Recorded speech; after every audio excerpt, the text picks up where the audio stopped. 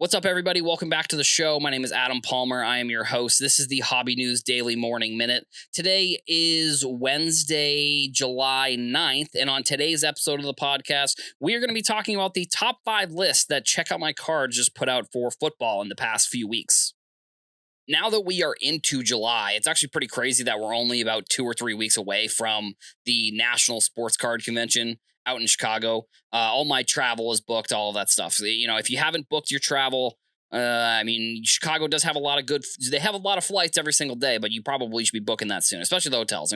I booked my hotel a month or two ago, and I'm still pretty far away from the venue itself. I think probably the best hotel is the one that's connected by the Skywalk. I think it's a Marriott, I'm pretty sure, but that one's one of the good ones. You can get to and from there without having to go outside, which is nice. I'll probably just be Ubering, back and forth between there. But what you're going to see over the next few weeks is going to be a lot of national prep. I don't know how many videos I'll be doing or things about the national I'll be doing, because there's literally so much content about that you could, over the next few weeks, you're going to see every single top 10 things to do with these, the national, all of these things. And I don't know. It's different for everybody. I can tell you some of the tips that I have, but it comes down to how you want to experience the national. There's a billion ways to do it.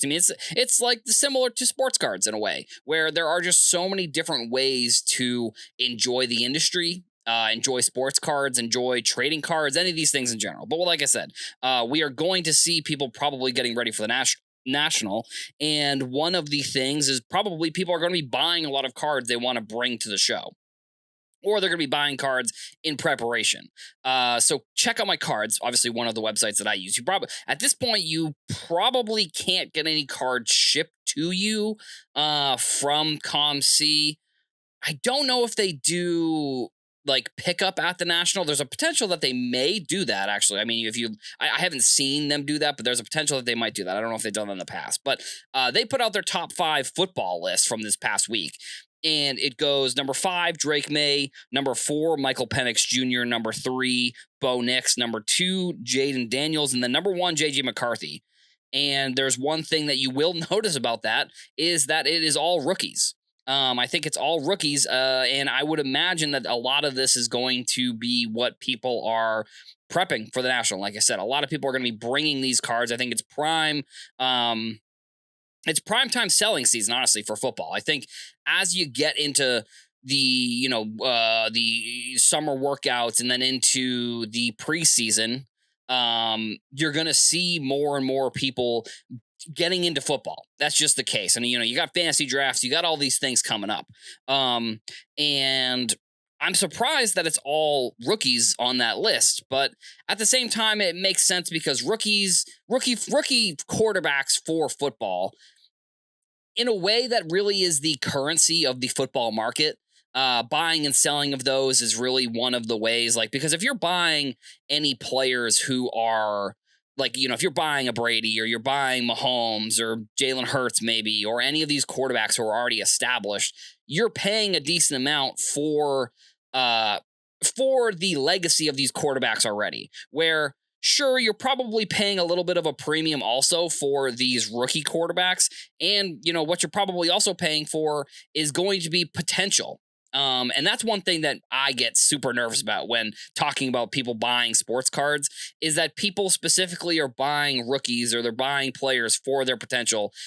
I think that any new rookie in any sport, not just football, but in football specifically, because I think the quarterback position in football is such a desirable, expensive position, if I'm going to be completely honest. I get nervous anytime people are buying those types of cards if they're not looking to sell them right away, because and it's not, and this isn't even really a feel. I was going to say I feel like, but I think that this is the case for the most part.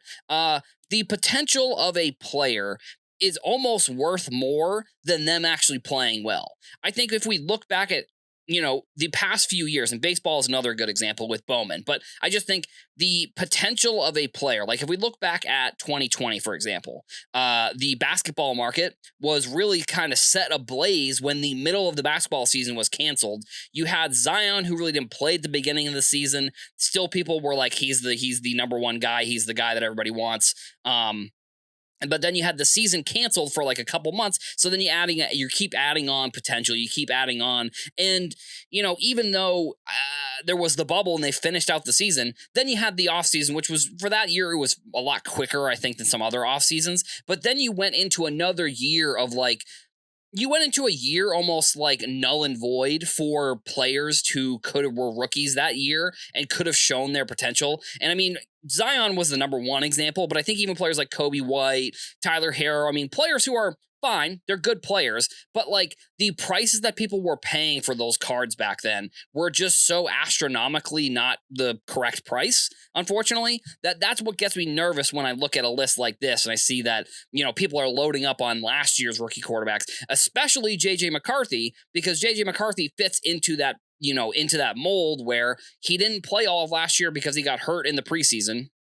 So people are wanting to his potential. They're wanting to buy his potential. Also, JJ McCarthy, one of the only rookies that had RPAs and had autographs from Panini, because I think all of the other big quarterbacks, which Caleb Williams isn't on that list. I'm a little bit surprised there. But either way, a lot of those big quarterbacks you're seeing in a lot of the top football products that are coming out right now, those are the players who have autographs. JJ McCarthy, or autographs for Topps. JJ McCarthy has autographs for Panini. So people are buying, it seems like buying a lot of his JJ McCarthy's cards. And like I said, I don't know if people can get this stuff shipped to them before. I've gotten some stuff shipped from COMC, and it usually does take a little bit of time, if I'm going to be completely honest. As good of a service, I think, as COMC is, I do find that their shipping takes a little bit of time, which, I think honestly is fine. But I don't think you're going to be able to get any of these cards for the Nationals. So if you're buying stuff on COMC thinking that you're going to be able to get it shipped to you, you're probably not. I would maybe look into seeing if they'll bring it to the National. Like I said, I'm not 100% sure if they're going to do that or not. But either way, JJ McCarthy, he is one of those players who got hurt, is a top, a top quarterback, was one of the best players one of the best quarterbacks in Michigan history, other than Tom Brady. Maybe I'm sure there's other names that Michigan people will know, but like he doesn't play all of last year. There's just potential is just growing, and the potential is growing. And then same with Bo Nix. I mean, Bo Nix is another example of a player who did play at the end of last year, had a great rookie season. But like, we're going to see if this stuff translates into their second season. Also the thing with some of these rookies is, like I said, none of them are going to have autographs in Panini products. So all of the cards you're going to be buying of those players are going to be either base cards or some patches. But I mean, patch cards are, I would stay away from those, but you're going to be looking at all basically base cards, which, honestly could be the reason why a lot of these rookies are on this list, is because for the most part, they're all going to have just base cards and not really many autographs. And I think, we've seen this over the past few seasons, like the production amount that Panini has their output of production.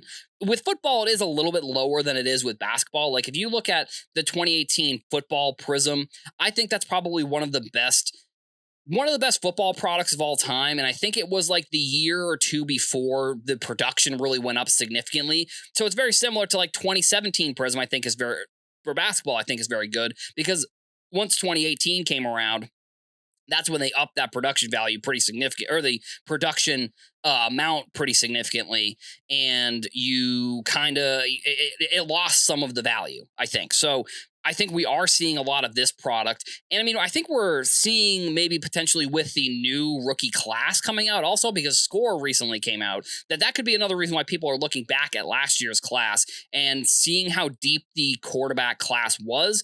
Now, like I said, going into that second season, it could get a little dangerous. But like if you're looking to buy and sell football quarterbacks from last year, it might be a good idea to try and do that, because from like what I've seen, the lead up to training camp and into the preseason is really when you're seeing a lot of the value of selling some of these quarterbacks. And once you get into week 4, 5, 6, that's when the value really starts to go down. It's really kind of an odd sequence, to be honest. But like with a lot of players that I've looked into, that's just what ends up happening with the value and the trends of their cards. So if you're looking to buy at the National, just be prepared that these cards are probably going to be more expensive than if you wait. But at the same time, I don't know, every card is going to be more expensive every card is going to be less expensive if you just wait for the right time to buy. So in my opinion, football is the best time to buy right now. Probably not. But with all of these things coming up, is it going to see a lot of hype, and is there going to be a lot of transactions around that sport? Yeah, there definitely is going to be.